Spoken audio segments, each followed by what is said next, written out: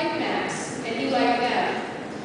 Max would say to me numerous times over the last year, "You know, Mom, school would be perfect if every day was late arrival Wednesday." Max was a liberal Democrat, or I like to believe that he would have stayed true to his liberal roots. He read the Christian Science Monitor and the Sunday New York Times. He loved to point out all the inconsistencies in others, particularly in politicians. Max was against the war in Iraq. He used to say, "Mom, it can't be a good idea if you have to lie." Max played well with others. He was good at cribbage and pretty good at Sudoku. He was just good company. But he didn't take himself too seriously, and although he took his friendships very seriously, one of the first things that Max said to his dad and I after he was diagnosed with cancer just a year ago, he said, "Mom, what will happen to my friends? Here he is just learning that he has incurable cancer, but he's worried about his friends, his cousins, and his little sister." But what I want you to know is that in the end, Max was not worried and he wasn't scared. He knew that everybody was going to be all right, and he knew that everyone was going to take care of each other. And that's what I'm hoping that we'll all feel at the end of this today. Thank you very much.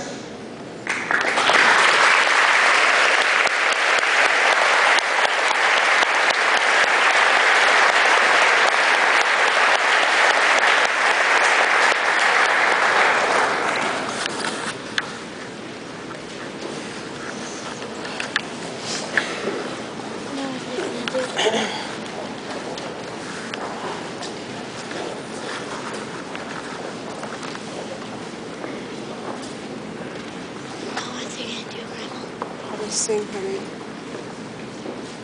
What tissues are down here?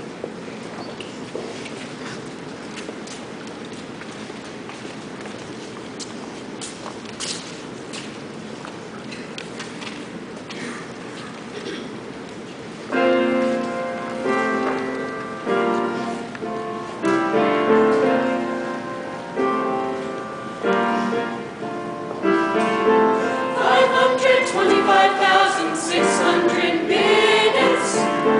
520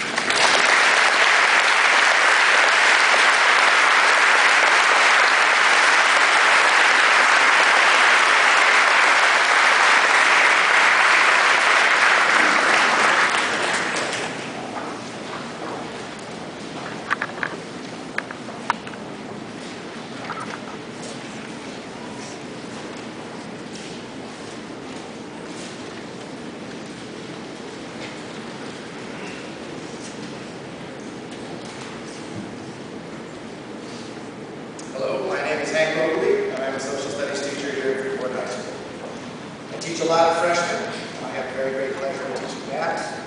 Thank you, Randall and Jay, for inviting me. Part of the celebration, I'm touched to be here. I've been told by most of my smart friends, most of the English teachers, that every good story has a prologue or a foreword. I will tell a little story today, therefore, I guess it must have a prologue. So here's the prologue. My father was a bishop in the Episcopal Church. Among many things, he was a missionary in the mountain provinces of the Philippines. He worked on Indian reservations in South Dakota, but he ended his career focused upon urban ministries in Philadelphia. And after traveling around the world following his faith, in the last few years of his life, he boiled all his work down to one simple truth: stewardship. It was his belief that we must all be stewards, that we must all be caretakers of and for each other. We must be stewards to ourselves, to our families, to our friends, to our communities. It's as simple and as selflessly hard as that: stewardship. Now I shall begin my story. It begins maybe a year or two ago.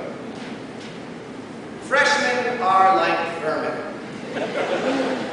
They seem to be everywhere. They seem to multiply quickly. They often cause irritation, and they sometimes bite. Or maybe they're more like rodents. They scurry everywhere, and they are very hard to control. They nibble at all sorts of foodstuffs, and they squeal a lot. And oftentimes, they don't smell very good. Their bodies seem to be going through drastic and often shocking changes. At one point, they may have been soft, fluffy, innocent things, but now their hair is getting oily and stringy. Their bodies are growing in strange and bizarre ways, and they are just getting more, well, scalier. And their behavior is equally unruly. They are very hard to wrangle and direct, harder yet to teach. And if you have been a freshman at Freeport High School, you know about Man Friday. And as our good friend Friday likes to point out, there is a lot to life that is science magic. And working with these freshman rodents is not like being a regular old teacher, but more like being a science teacher. Art teacher, but mostly scientific magician. We can apply all the science we want, but good God, some magic better happen. It's fascinating work observing rodent behavior, and sometimes very, very unusual behavior it is.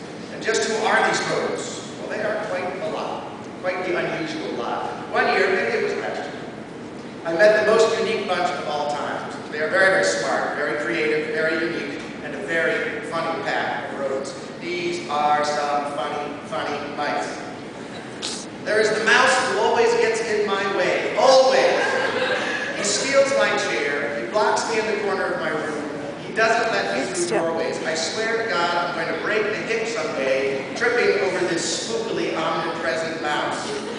Just what on God's earth is his game? Then there is the nutty mouse, who moves and jumps in quirky and funny ways and always laughs hysterically.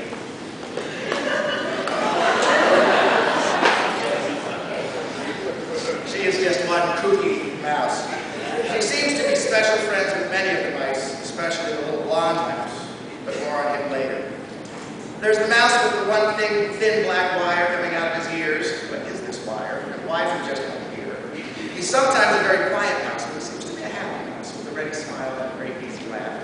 And then there's the mouse with hair. They always travel together. They snigger a lot in each other's ears, like they have some secret code or language. I believe they have code names for all the science teachers, as well as many of the other mice. Apparently, I am Doc. Then there's Smarty Boy Mouse number 1. He's the smartest of the bunch, and he likes to play games with this. If a science teacher asks him to find the cheese, he asks, "What really is cheese? And why is it worth finding? Mr. Science Teacher, if you want the cheese so much, why don't you just go find it yourself?" And then there's Smarty Boy Mouse number 2. He's very friendly and polite, but he uses very big words, and he oftentimes stops mouse conversations with stunningly curious comments that all the other mice know they should understand, but just don't. He's so smart that he confuses many of the other mice and most of the science teachers. And there are many, many more wonderful mice. Mice who love to ski, mice who love to play lacrosse, mice who love basketball, tall mice, red-haired mice. There are mice who like to sail, mice who like to swim in very cold water, mice who like to jump off of steamer docks, and there are many, many other wonderful mice. But in the middle of them all, always in the middle of them all, was the little blonde mouse with the tousled hair. He was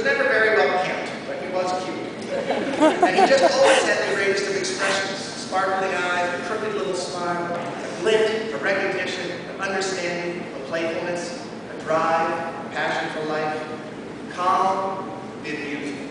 That's it. Calm, bemusement. This little blonde-haired tousled mouse who always seemed to be at the eye of every chaotic scene was calm, bemusement. He was the calm, bemused, blonde, tousled mouse, and he was loved by all. And as a group, they were a party. They were the mouse party. Fun, funny, unruly, creative, and smart. Very, very smart. These were the very best mice that any science teacher could ever hope for. And this was the very best mouse party of all times. But then one day, the calm, bemused, tousled mouse, blonde mouse, did not come back to the party. And all the other mice were very, very quiet, and so very, very sad. And all these smart, wonderful mice huddled together that day. They were injured very deeply. They were unusually quiet, but not always. Such mice with big, warm hearts and large, vibrant souls cannot stay quiet for too long. It is one of the gifts that the very smartest and most talented and most creative mice bring to the world. So there were laughs amidst the quiet. There were stories. There were hugs. One mouse ate Saul and did not feel so very well. They all ate cake. The calm, bemused, tousled, blonde mouse with the sparkling eyes liked cake and donuts and pizza and candy. Lots and lots of candy. But all in all, it was not a very good day for us. It was a day that hurt more than any day should hurt. It was a day that screamed out to be a make-believe day, to be a bad dream day. But it wasn't. And it was the last day that I would ever see these mice. I don't remember when or exactly how for each and every mouse, but by the end of the day, they were all gone. Kind of like the butterfly wheel, chrysalis, cocoon, silk, reincarnation. Actually, it was, corny as this may be, like Beauty and the Beast. But the Beast morphed into the beautiful Fabio like Adonis. And come on, admit it, all of us, what boy wouldn't want to be the Beast? What girl wouldn't want to be that beauty? And on that very worst of these days, the mice did just that. They all died and were reborn. And it was like the line from Cider House Rules. These mice became the princes and princesses of Maine. They became the kings and queens of New England. And I saw this becoming, and I saw it many times over. I saw it happen in real life. I saw all these little mice become something else. Their hearts had simply grown too large for their soft little bodies. They all needed so much extra room to carry around this hurt that hurt too much, this hurt that hurt more than any hurt should. But more especially, they needed new, larger bodies to carry that little piece of the calm, bemused, tousled, blonde mouse that they were all now caretakers of. Their oily hair became silky smooth, their tails fell off, they were braver, their bodies stronger, they stood erect. And their eyes were piercingly more serious. There was still the glint of mischief, still the twinkle of silly, still the sparkle of joy, still the far-off dreaminess of youth and potential. But there was a new depth now. There was a stillness, a knowing. There was the hollow echo of why. The questioning, blank, bottomless vortex that took you to nowhere and just didn't make sense and just could not be answered.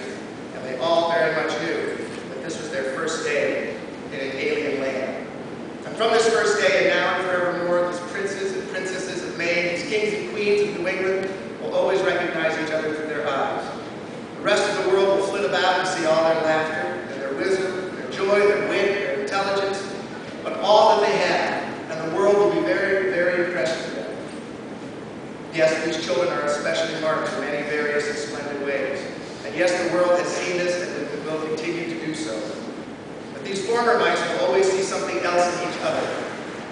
They will always be able to recognize that look in their eyes, that look that suddenly and horribly arrived one crystalline April Tuesday, that look of death and pain and protection and caring, that look of knowing that within each of them they carry the heart of a calm, bemused, blonde, tousled mouse. They carry his peace, his humor, his joy, and his immense courage. And that like all superheroes that they are, this X-ray vision that they all now share to really see and know themselves and each other will bind them together and carry them all gracefully throughout their lives. And this is just one of the very great gifts that the calm, bemused, tousled blonde mouse has given. All of his wonderful friends are now stewards of themselves, of their own grief and love and pain, of each other, of their families, of their school, of their communities, and most importantly, of their own cherished memories of the calm, bemused mouse who stood at the center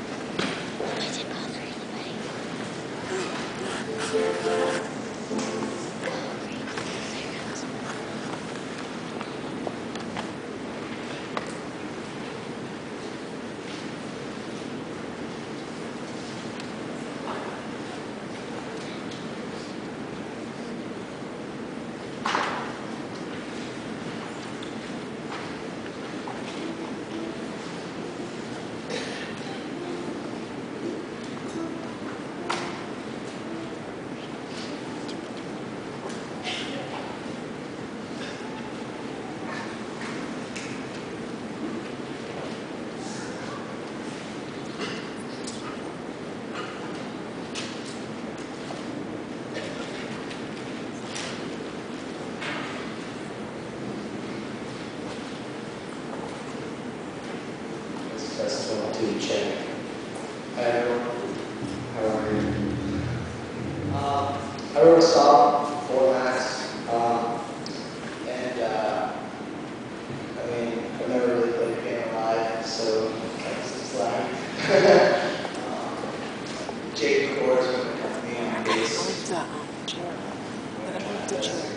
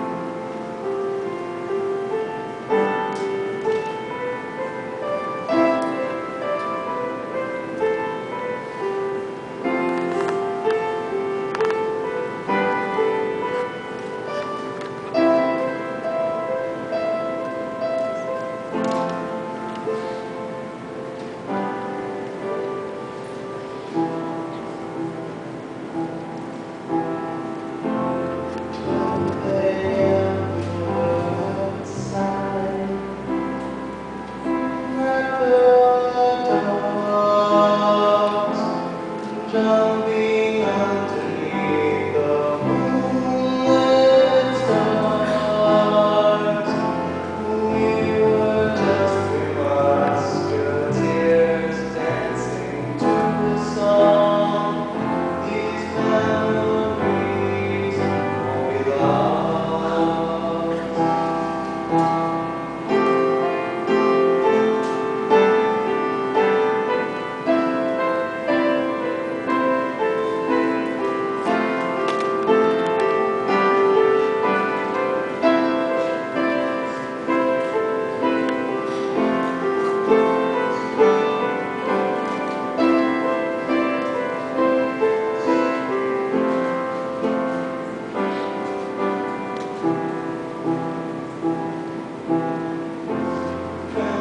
Inside these crazy photographs,